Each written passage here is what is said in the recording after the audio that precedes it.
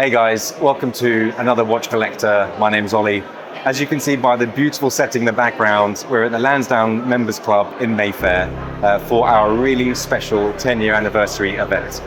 Even more special, I've got the two great guys from Happy Horologists with me. Guys, thank you so much for joining me and coming to the event. Such a pleasure. They said, you know what, can we ask you a couple of questions?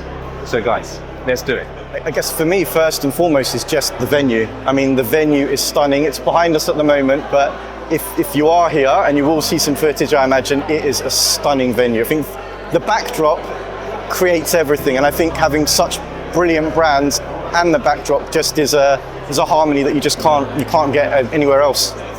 Well, we've been so lucky because, as so many of you will know, we do a lot of our events at the Lansdowne. We've never used this particular room before because this is the ballroom, and it is absolutely stunning. So, I mean, you've been to quite a few of our events over the last few years.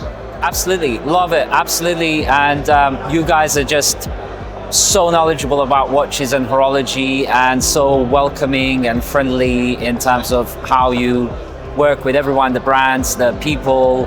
I feel like we're somewhere like pals, like we've known each other for so long, even though in my mind's eye, you know, you're the big like YouTube kind of hero and so on. So, you know, in some sense, I always feel like when I grow up, I want to be just like you, you know? So there's like a question around any tips on how to be like a big guy like you in terms of, you know, presence on the camera?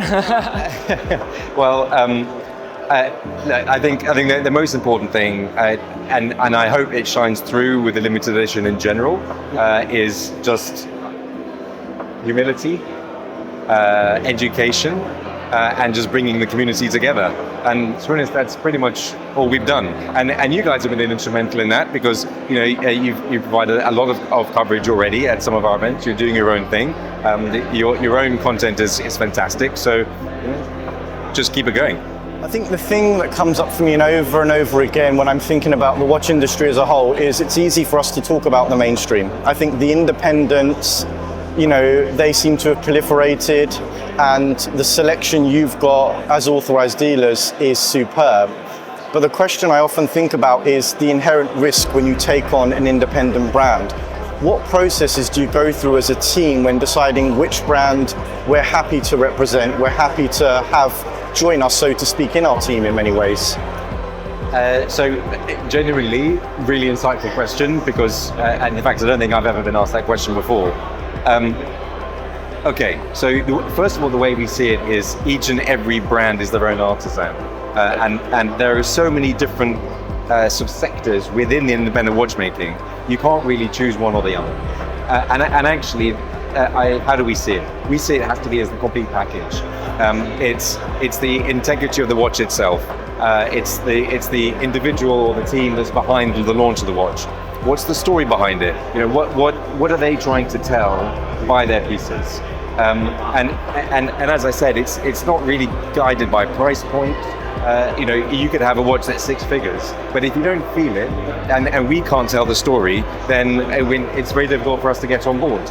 Whereas you could have a watch that is, 1% of that price, and a bit like, for example, the watch you're wearing today, I'd never heard of until I saw it on your wrist. So I'm wearing an Alfaro Model 1. This is a good plug for Alex, who's a friend of ours, but I'm wearing the watch because I saw him yesterday and merely said, I really want to wear that again because we did a review for it a while back, but I just enjoy wearing the watch. It's a perfect example. And what's the price point on that watch? So this is probably, at the moment, going through its Kickstart phase, is probably around £600.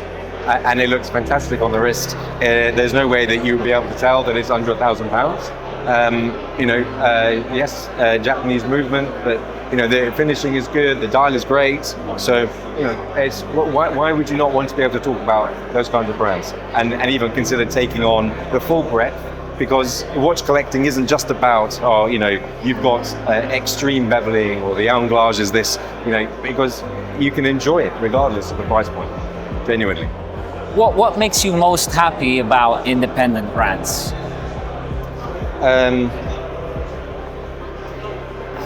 As cliched as it sounds, it is the story. Okay. It's the I love the idea that someone has gone out and done things on their own. They're not part of the big brands. they have a story, they have a vision, and they say, right, I want to make a watch that is in my it's coming out of my thought process, how I think a watch could and should look.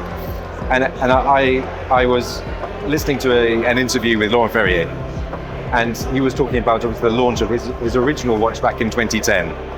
And he emphasized that was his vision of what he thought was the perfect watch. It's not for everybody, of course, leaving price points out of it. But not everyone may agree with him, but that's what he wanted to create. And that's why we love it, because it's such a kind of a physical manifestation of those individuals' kind of dreams, I suppose, and bringing it to life. So, that's pretty much why. Over the time, obviously it's a 10-year anniversary, it's a wonderful moment to celebrate. What have you noticed in terms of the buyer? Behavior changes in terms of what they're looking for nowadays compared to maybe 5 years ago, 10 years ago. How does that landscape look for you guys nowadays as authorized dealers? Do you see patterns? Do you see changes happening? We do, and the patterns across the watch industry as a whole continuously change. Yeah. We've all seen the bull and bear market of the last few years. And I think that's probably where the emphasis on independence has changed. Because initially people, there were plenty, for example, who would buy watches and only think of them, well, if I were ever to sell, would I get part of my money back? And of course that was really emphasized when all of a sudden you had massive price hikes over the last 5 years. Now of course that's calmed down massively. And people start to realize that, instead of being potentially railroaded into buying pieces in order to attain the next. I think they're really genuinely part of that sea change, which is, do you know what? Actually, I'm going to buy something that I really love, number one. And number two, something that maybe someone else may not have. And again, they can buy into the story. And seeing what we have behind us is a perfect example whereby you can, they're not so available, super low production quantities, but you get to actually meet the people who are behind them and build a relationship. So important. If you want to do that at Patek, good luck. I mean, you need a multi-million pound purchase history. Rolex is almost impossible. And here you can really indulge in it. So if it's part of your hobby and it's something that you love, then you can get into it right from the nuts and bolts, right from the base. So in terms of the team at the limited edition, you guys have been around now for 10 years, as Nick said, and we're celebrating that. I mean, that's a long time in this kind of business. What are some of the highlights maybe that you can share that, I don't know, it's like a memory that will always stay with you, honestly, to see this behind us is genuinely humbling, and we're privileged to have these kind of brands, all the people here, you guys coming in and really appreciating it and being part of that journey. I mean, I've been part of the limited edition for the last 2.5 years. Before that, it was a case of I knew Pietro because I'd bought watches through the company. My highlight really is genuinely, and it's cliched, I know, getting to meet everybody. It really is, because there are no right or wrong views. There isn't one watch that's better than another. There isn't one manufacturer that's better than another. Every single one fits into its own ecosystem, and I've absolutely loved the journey. I know Pietro's been doing it for 10 years. He may not have loved all of it. Some ups and downs, of course, with business. But what he's created is that community where it's all about getting people together, education, and just learning about incredible entrepreneurs and inventors. Let's face it, some of these guys are inventors. They're coming up with solutions. Perfect example, like Bernard Lederer. Coming up with solutions that you almost think, well, didn't exist or couldn't exist. Yeah. And then you delve a little bit deeper, and not only are his watches now amazing, but if you look at what he's done in the past in terms of creating clocks in South America, creating a watch that is so anti-magnetic, it can resist bombs under the sea, or it's just innovation. It's innovation. That's what we love about it. Yeah. And I'm just thinking as well, independence, community, they go hand in hand. And it leads me to another thought, which is the limited edition collaborations. I know there have been a number over the years, and I know today, celebrating the 10 years, Vianney and the Horophile have joined in that collaboration process. We were lucky enough to see, I guess, images of the watch. We will be spending some time with the watch later on, but what's the process that goes on? And for me, there's something special about independence being able to collaborate with people, so to speak. Whereas I guess in the mainstream, being able to collaborate is a lot more difficult. Maybe the accessibility isn't there. So I wonder, for you, for the team in general, what goes on? What are the conversations that go on, say, for example, with Vianney, with yourselves, with the Horophile, with Amar, that allow that to progress into something and manifest into a watch itself? Well, it's a very long road to get to the point that we are today. You know, we started talking about all the designs at least a year, maybe 18 months or so ago. It was all with the lead up to this. But I think there are 101 collaborations out there. Our view is it has to bring value. And yes, we have our own design cues. So yes, for limited edition, tends to be the darker colors, the dark gray, anthracite, rose gold. So that's all part of the branding. But it can't be so obvious that it's ours.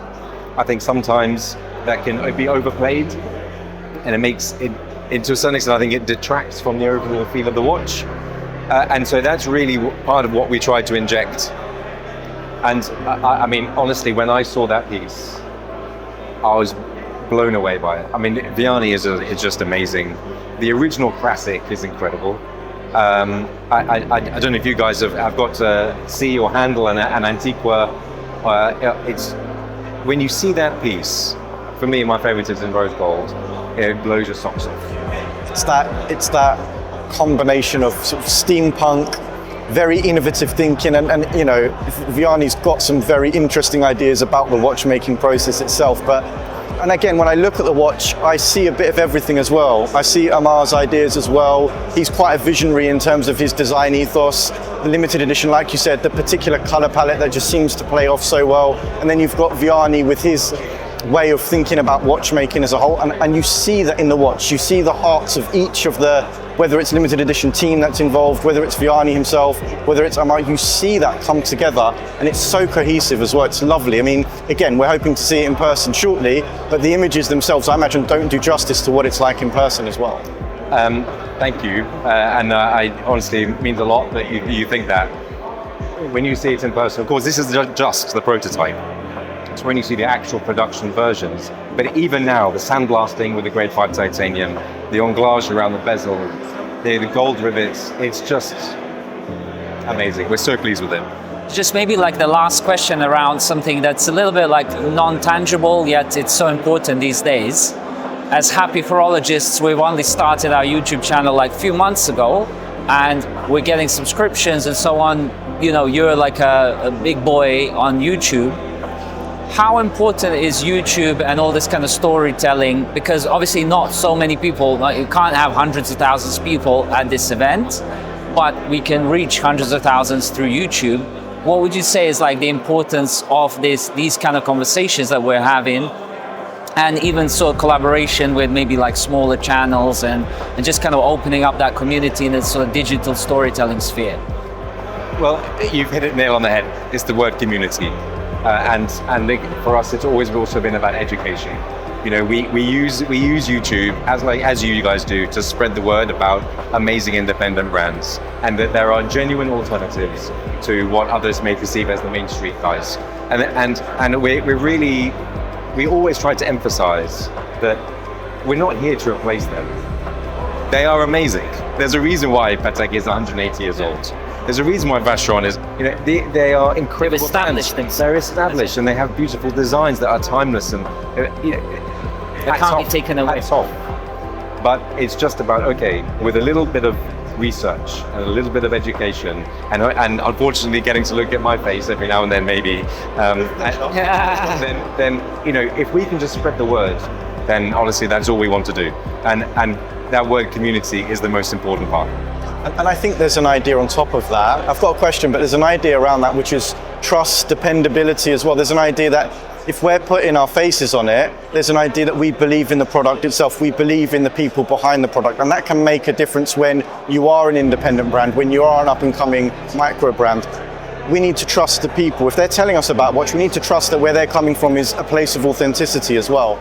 Which is, it's totally right. And that's why it goes back to your original question, which was how do we choose a brand? Because they need to align with our ethos. Yeah. And our ethos is we like to think that our customer service is A1. And we will do everything we can to make sure that our clients are happy. That means maintaining the relationship with manufacturers. That means maintaining the relationship with them. And everything needs to sync. But it's just, okay, guys, come to us. We understand it may be a bit of a leap of faith originally, but you won't be disappointed if you... I've got one final question, the all-important question in some ways. Yeah. The future of the limited edition. What does it look like? Can we get some insight, some exclusives about what the future looks like? Imagineer yourself in like 10 years from now. Can you do that? Is it even possible? Well, we do have some really exciting news in terms of our own space, because of course so far we've been online only. All I can say at the moment is, as of yesterday, we signed the papers, and we will be moving as quickly as we can to create what we think is going to be a unique space in London for people to come and really enjoy their hobby. That's what we desperately want to create. It's going to feel unlike any other space where, traditionally, I guess you'd think, well, that they're selling watches. It will feel completely different and very personal. And I think people are going to enjoy it. Awesome. Can't wait. Absolute pleasure speaking, Ollie. Real pleasure. Thank you so much. Couldn't be happier to be here, to be honest, in this surrounding, with these brands, with the people, everything just working in harmony. It's just a beautiful thing. Really, congratulations on everything. Fantastic work, and thank you so much. You're most welcome. Guys, that's a wrap for the Watch Collector with the Happy Horophile. These guys are amazing. Check them out if you haven't already. Just enjoy the rest of the videos that we've got coming out, with in relation to the 10-year anniversary, but also in relation to all of our brands. But guys, thank you so much. We love it. That's enough for now. We'll see you next time.